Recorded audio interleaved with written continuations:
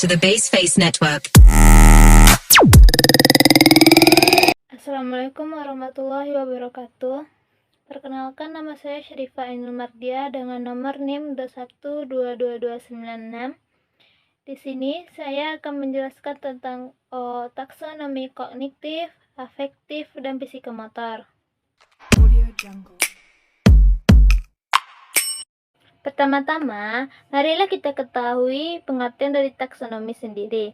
Taksonomi adalah pengelompokan satu hal berdasarkan tingkatan pengidentifikasian keterampilan berpikir dari jenjang yang rendah hingga ke jenjang yang tinggi. Taksonomi sendiri dicetuskan oleh salah satu tokoh psikologi yang bernama Benjamin S. Bloom, sehingga dikenal juga dengan istilah taksonomi Bloom.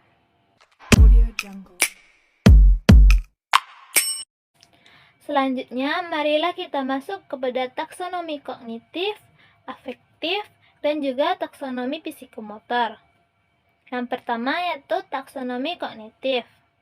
Taksonomi kognitif sendiri yaitu kemampuan menyatakan kembali prinsip atau konsep yang telah dipelajari, yang berkenaan dengan kemampuan berpikir dan kompetensi memperoleh pengetahuan, pengenalan, pemahaman, konseptualisasi, penentuan, dan juga penalaran. Tujuan dari taksonomi kognitif sendiri ada 6. Yang pertama yaitu C1, pengetahuan atau knowledge. Pada tingkatan ini, menekankan pada kemampuan dalam mengingat kembali materi yang telah dipelajari, seperti pengertian istilah, urutan, klasifikasi atau kategori, kriteria, serta metodologi. Tingkatan ini termasuk tingkatan paling rendah, cuman tingkatan ini adalah suatu hal yang paling penting atau landasan untuk melanjutkan kepada tingkatan yang selanjutnya. Selanjutnya yaitu C2 atau comprehension. Pada tingkatan ini dapat diartikan sebagai kemampuan dalam memahami materi tertentu yang telah dipelajari. Kemampuan-kemampuan tersebut yang pertama yaitu ada translasi, yaitu kemampuan mengubah simbol dari bentuk ke bentuk yang lain. Selanjutnya yang kedua ada interpretasi. Interpretasi sendiri yaitu kemampuan memperjelas materi. Selanjutnya yang ketiga ada ekstrapolasi. Ekstrapolasi adalah kemampuan memperluas arti. Selanjutnya yaitu C3 atau application. Pada tingkatan ini, aplikasi sendiri dapat diartikan sebagai kemampuan menerapkan informasi pada situasi nyata, di mana peserta didik dapat menerapkan pemahamannya di dunia nyata atau di kehidupannya sehari-hari. Selanjutnya yaitu C4, analisis atau analysis, yang dapat diartikan sebagai kemampuan menguraikan materi-materi menjadi komponen-komponen yang lebih jelas. Selanjutnya yaitu C5 atau sintesis. Pada tingkatan ini, sintesis sendiri dapat dimaknai sebagai kemampuan memproduksi dan mengkombinasi elemen-elemen untuk membentuk sebuah struktur yang unik. Seperti peserta didik dituntut untuk menghasilkan hipotesis atau teorinya sendiri dalam memadukan ilmu dan pengetahuan.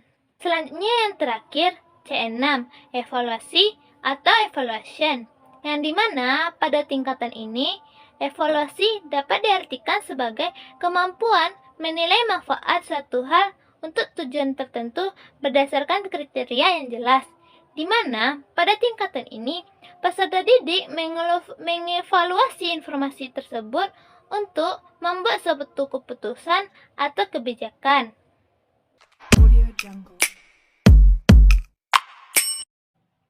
Selanjutnya yaitu kita akan membahas tentang taksonomi afektif. Taksonomi afektif sendiri yaitu berhubungan dengan sikap, nilai, perasaan, dan emosi yang terjadi dalam proses belajar mengajar. Taksonomi afektif sendiri dibagi menjadi 5 kategori. Yang pertama yaitu receiving atau penerimaan, yang dimana kategori atau tingkatan ini termasuk ke tingkatan yang paling rendah, yang meliputi penerimaan masalah, situasi, gejala, nilai, dan keyakinan secara pasif. Yang penerimaan sendiri adalah semacam kepekaan dalam menerima rangsang atau stimulasi dari luar yang datang pada peserta didik tersebut. Yang kedua yaitu responding atau menanggapi, di mana pada kategori ini berkenaan dengan jawaban atau kesenangan dalam menanggapi sesuatu sesuai dengan nilai-nilai dalam masyarakat. Yang ketiga yaitu valuing atau penilaian, di mana pada kategori ini berkenaan dengan memberi nilai, penghargaan, atau kepercayaan kepada peserta didik sesuai dengan jawaban yang telah diberikan oleh peserta didik, baik ataupun buruknya peserta didik. Selanjutnya yang keempat yaitu organization, organisasi, atau mengelola, di mana pada konsep ini meliputi konseptualisasi nilai-nilai menjadi sistem nilai, serta pemantapan dan prioritas nilai yang telah dimiliki, di mana dapat dicontohkan sebagai kemampuan menimbang akibat dari positif atau negatif kemajuan sains terhadap kehidupan manusia.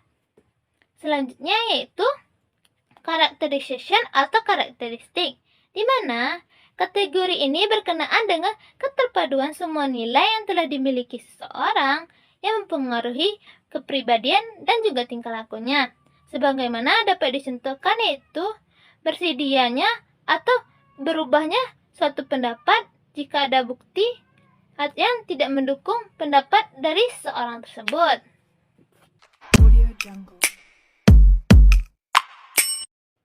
Selanjutnya yang ketiga yaitu taksonomi psikomotor, yang dimana taksonomi psikomotor sendiri yaitu pekerjaan yang melibatkan anggota badan serta kompetensi yang berkaitan dengan gerakan fisik atau motorik, yang terdiri dari gerakan refleks, keterampilan gerakan dasar, kemampuan perseptual, ketetapan, keterampilan kompleks, serta ekspresif dan interpretatif. Yang dimana kategori yang termasuk dalam ranah ini yaitu yang pertama yaitu meniru, di mana kategori meniru dapat diartikan sebagai kemampuan untuk melakukan sesuatu dengan contoh yang dapat diamati walaupun belum dapat dimengerti makna maupun hakikat dari sesuatu tersebut. Yang kedua yaitu memanipulasi, di mana kategori memanipulasi sendiri yaitu kemampuan untuk melakukan suatu tindakan serta memilih apa yang diperlukan dari apa diajarkan. Selanjutnya yang ketiga yaitu pengalamiahan, yang dimana kategori pengalamiahan sendiri yaitu merupakan suatu penampilan tindakan di mana hal yang diajarkan dijadikan sebagai contoh yang menjadi kebiasaan dan gerakan-gerakan yang telah ditampilkan lebih meyakinkan. Dan yang keempat yaitu artikulasi, di mana kategori ini merupakan tahap di mana seseorang melakukan sesuatu keterampilan yang lebih kompleks, terutama yang berhubungan dengan gerakan interpretatif. Sekian penjelasan dari saya mengenai tentang taksonomi kognitif, taksonomi afektif, dan juga taksonomi psikomotorik. Apabila saya ada salah-salah kata, saya mohon maaf. Wabillahi taufiq wal hidayah. Assalamualaikum warahmatullahi wabarakatuh.